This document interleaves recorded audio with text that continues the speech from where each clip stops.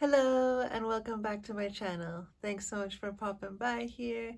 And yes, today we're on to the next exciting episode in the 3D False Matrix program series, where we are talking about limited beliefs and how to shift from the 3D perspective to the 5D perspective.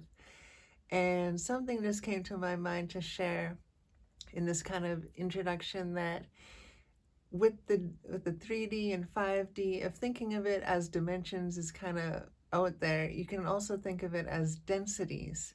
Density meaning kind of like the vibration speed, the density.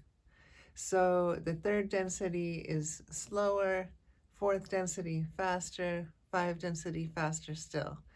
So it's basically a different perspective. We're existing in all of them at the same time, but whichever one we are vibrating with, we see through that lens. So it's like putting on the 3D glasses and then taking them off, putting on the 4D glasses when we're awakening, and then putting on the 5D glasses. And again, with these dimensions or densities, the 3D, we can think of it as being the separate self. So we believe we're separate from everything in our environment. 4D is awakening to the fact that everything is connected. And 5D is knowing and feeling connected to everything and everyone in your environment, and knowing them all as another aspect of yourself. So 3D is the perspective of the separate self. You can call it the ego. Nothing wrong with the ego. It's just another word for being a separate identity. And then the 5D as the higher self. And the higher self will actually use the ego for benefit of all. So the ego kind of also meaning the patterns of personality that you chose for this lifetime. So yeah, today I'm really excited about this topic. I had, again, no idea I was doing a YouTube today until I woke up and just felt that, okay, today we do it. And then I had a different topic in mind, but it was made aware to me that I should share about animals today. And so I was very excited about that. I love animals, and I have many of my own experience of how I shifted my perspective from the 3D to the 5D, and how this played out in the outer reality. So yeah, hopefully that'll give some insights. And yeah, so from the 3D perspective, from the separate self, we often view animals with a sense of fear, because when we're in the separate self, we really kind of are fearful of most things in the environment because we think it can hurt us. This can be people, animals, places, even things, but we're going to focus on the animals today. So as the separate self, we have this fear of animals, and we hear about different things from different people of animals hurting them. You know, someone gets bitten by a dog, or bitten by a snake, bitten by a wasp, all these different things. And so we get this idea in our head that animals can hurt us, and so we should fear them. And of course, this is exemplified through hearing about these different things from others or the news, etc. And a really interesting thing that I found when I was going through my self-work is that I had ancestral, I guess we could call them wounds, about this fear of animals, actually. And that something must have happened to one of my grandparents in the past, and this is in the DNA. So what I'm saying is, even if you've never watched the news or heard about it, it's likely even in your DNA that to have this fear of animals.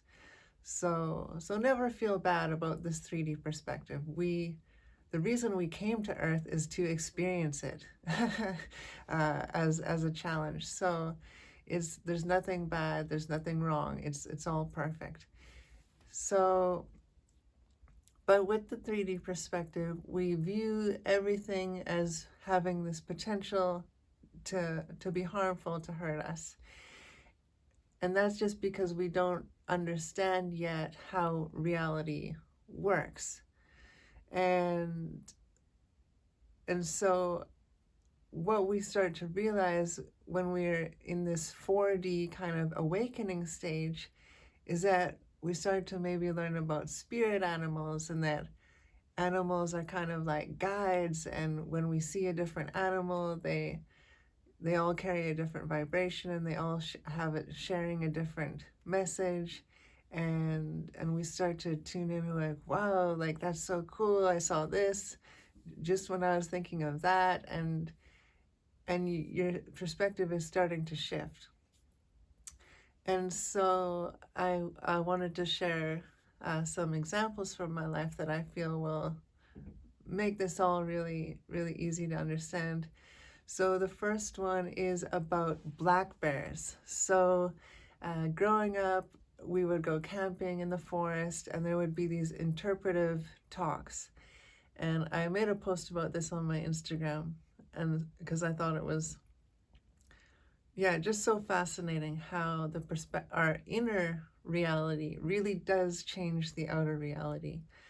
So at these interpretive talks, we were taught about bears, and in this case about black bears. And the message that they shared with us was, if it's black, fight back. So, and then they got us to repeat this again and again. If it's black, fight back. If it's black, fight back. And you can see it rhymes, it gets in your head, and to this day, how many years later, it's just clear as day. If it's black, fight back.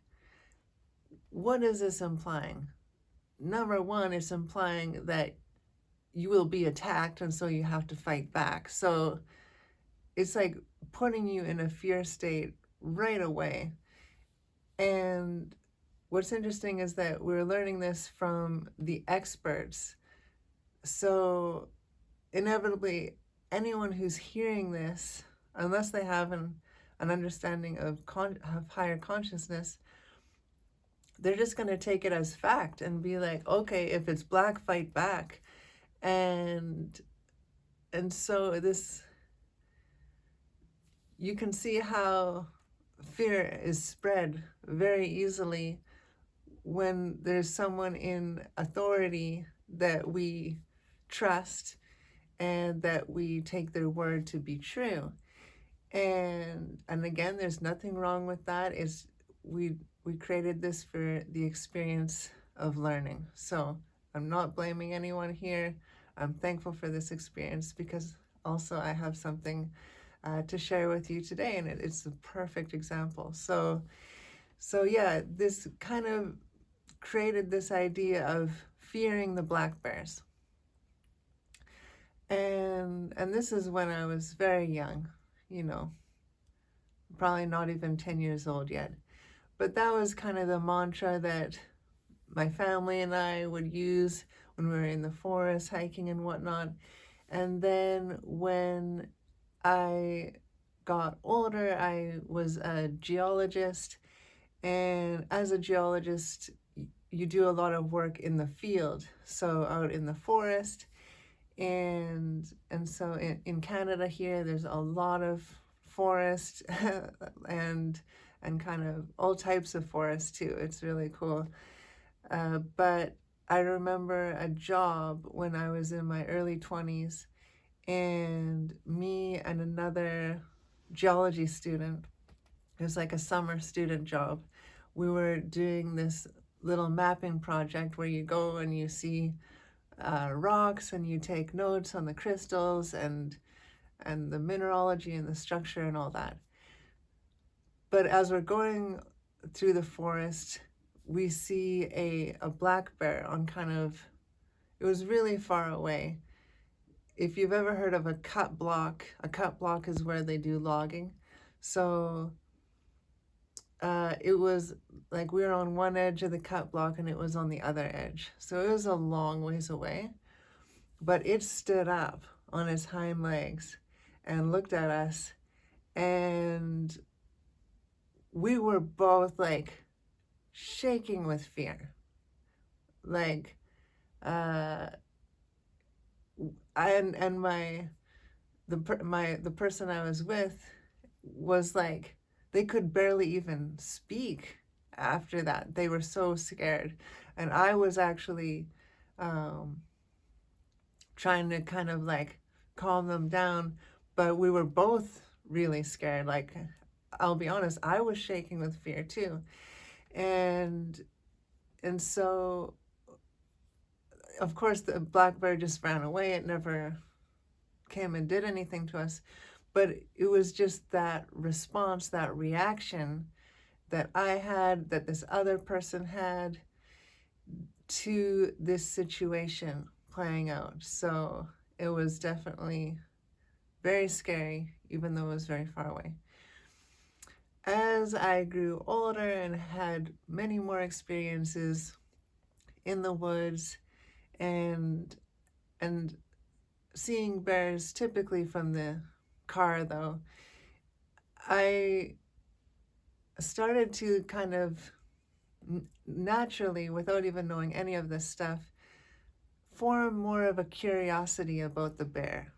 Because even though I was taught to fear them, I had never been attacked. I had never had any negative experience with any animal. And so I just naturally became more, I guess, curious of these animals. And one time I saw actually a white black bear. They're called a kermode or a spirit bear. And that was such a cool experience. And the indigenous, one of the indigenous people I was working with said that was really special. And so I guess that kind of helped bridge the gap to kind of this next phase of my life. So I was out for a surf, and there was a black bear who came right along the path that I walked out. And I was in the water already, but this black bear was coming along the coastline. And this was just recently, just a few months ago. And it was so wild because I had absolutely no fear. And I just had this curiosity, but even more so, I have been learning to connect my consciousness with nature, with rocks, with trees, and very curious about connecting with animals. And I didn't like speak to it or anything, but I could feel its energy, and its energy was so relaxing. It was so fascinating to me that something we're taught to fear, if you actually tune into its consciousness, it was the exact opposite. It was like so relaxing, like whole body relaxation. And I'm sitting there and I'm like, wow, I was just in awe. And so I was just watching the bear, and they had this kind of playful curiosity, not going too fast, just relaxed pace, going around the rocks, poking in the bushes, seeing if there was a little tasty treat somewhere. And it was just this kind of playful curiosity and a real like blissfulness.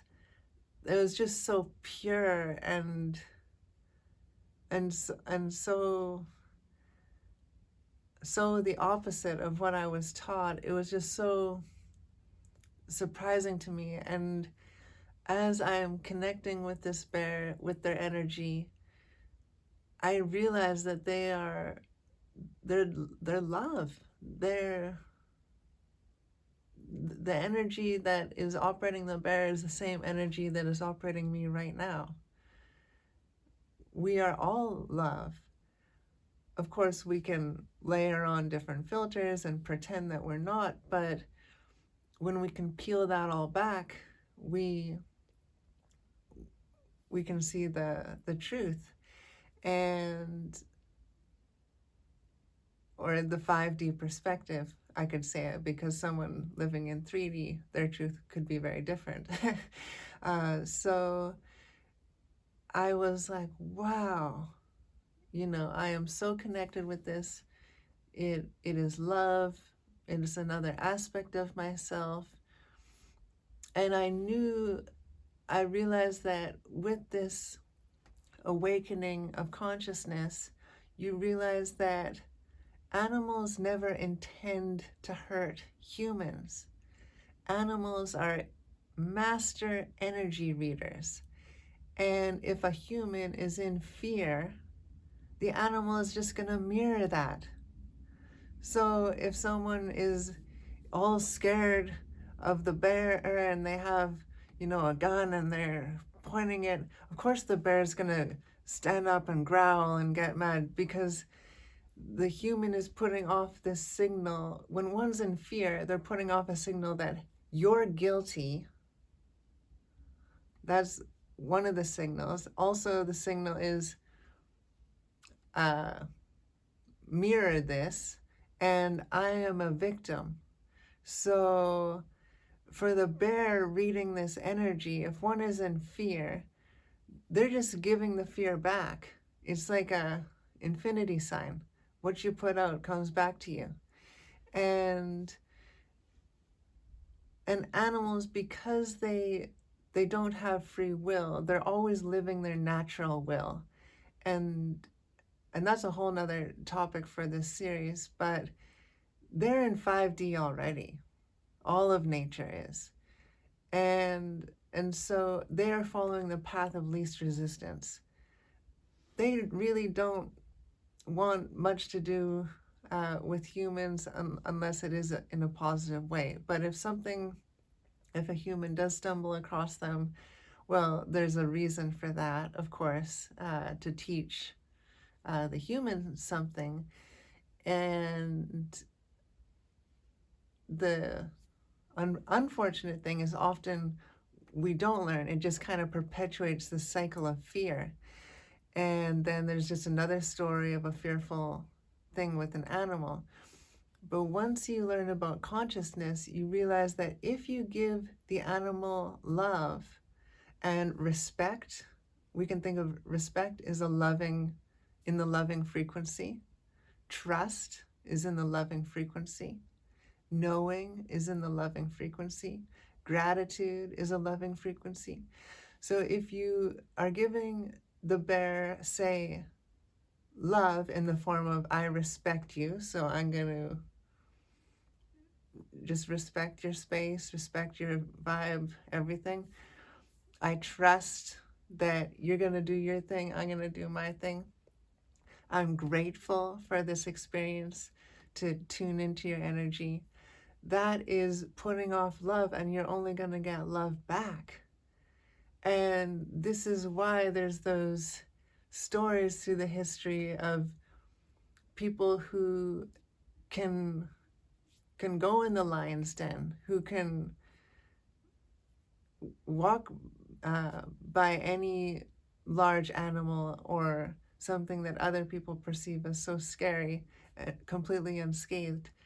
This is why I was thinking of these initiation paths of Atlantis that I learned about in Matthias de Stefano's initiation series on Gaia.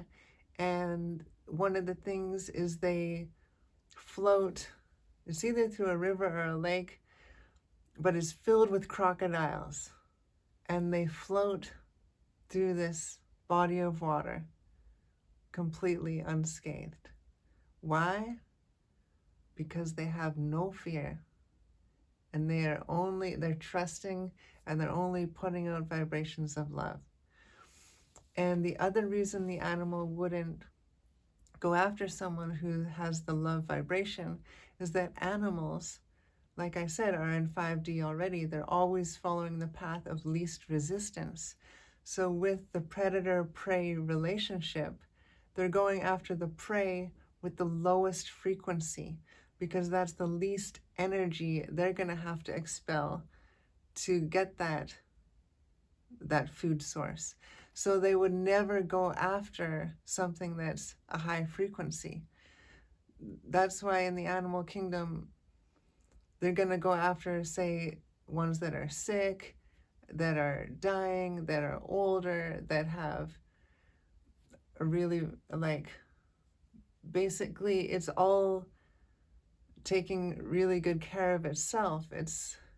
But humans often think, oh, the animals are just out there killing each other. No, it's not like that. The animals it's like this perfect harmonious system. And yes, they are killing each other, but there's a point when an animal starts giving off that low frequency, they are saying, I'm done. It's time for me to go. And their spirit's just like us, so they don't really die. They just go on. So yeah, it's a whole nother way of looking at it. But when you start to look at it this way, you realize fears of you don't have to fear animals at all. Animals they're pure love. They're all love. And the only reason they would show you something different is if you were sending out something different, a different signal to get back. So yeah, I thought this is just such a fun and fascinating topic. It's very, very interesting for me, like in multiple ways. Another example I have is being out in the surf, and this was back when I used to fear animals and I didn't know any of this stuff. I remember being out there and there was a sea lion, and I was obviously putting out a signal of fear, and it actually charged me. So if you've ever been charged by a sea lion, you know it's a fearful thing indeed. Basically, it's like a giant animal, and it like goes up on the surface, and it was just like coming straight at me, and I like turned toward the beach and took the next wave in. It was really scary, and I was kind of semi-traumatized from that. And so when I did start getting back in the water, I had that memory, right? But I had started to know some of this information. So I had the 4D glasses on. So I knew that this animal wasn't coming out to hurt me. It was just because I had so much fear of it that it was just mirroring that to me. And so I remember the next time I saw a sea lion, it kind of barked and splashed the water, but it didn't do anything else other than that. So it kind of, because I still had a little bit of fear, it gave me a little bit back. And then I remember the next time after that, and at this time I was kind of like envisioning the reality before it happened, and thinking, oh, the sea lion, they're just gonna poke and go by. And I remember the next time I saw it, that's exactly what happened. The sea lion just kind of came a little bit close, because I still had a bit of fear, barked a little, and then went away. And sea lions are really like dogs, I find. They do bark, and they're kind of like dogs of the sea. But that happened. And now, oh, it is, well, now when I see a sea lion, I see it as another aspect of myself, and I imagine the soul within it, and that it's a friend, and that it's love. And now I haven't been barked at by a sea lion in so long, and they don't splash and act weird anymore either. They just dive and cruise on by, and just good vibes all around. So that's another example of how me shifting my inner perspective changed the outer reality. So whatever I was putting out, I was getting back. And so you can see that as you're shifting into this 5D, it's just getting much the reality is just getting much easier, more enjoyable, I should say, more loving. Of course, I talk about the love a lot compared to the fear of the 3D. And of course, in 3D, in the fear, we're in that victim mode. We're in the 5D, we're in the creator mode. And of course, we're always creating. So even if we're in 3D, we're creating fearful experiences if we're feeling fear. But in the 5D, we're consciously creating the experience. So I think that's the main kind of difference there. But yeah, that was kind of what I wanted to share, those couple examples, and just how when we start to realize how animals are operating, we realize they're just giving us what we want. And whatever we're focused on is what we want. And so if we're focused on fear, they give us fear because they think that's what we want. Everything is happening for us. And so it was another fascinating thing that I learned, that animals are telepathic. So, and of course, because they are reading energy, and reading energy is basically telepathy. So that's why that if you're thinking these fearful things, you're going to be putting out an energetic signal of a lower frequency of fear, and then that's what will be mirrored back. And so yeah, I hope that this topic you found interesting and that you got something out of it. I really enjoy making these videos. I love this topic, and I'm sure I'll talk about many more things like this in the future, especially about the spirit animals and that kind of thing. It's just so fun and so magical, and yeah, so I will leave you with that. Thank you so much for coming by and checking out this video, and yeah, much love. Have a wonderful day. Bye bye.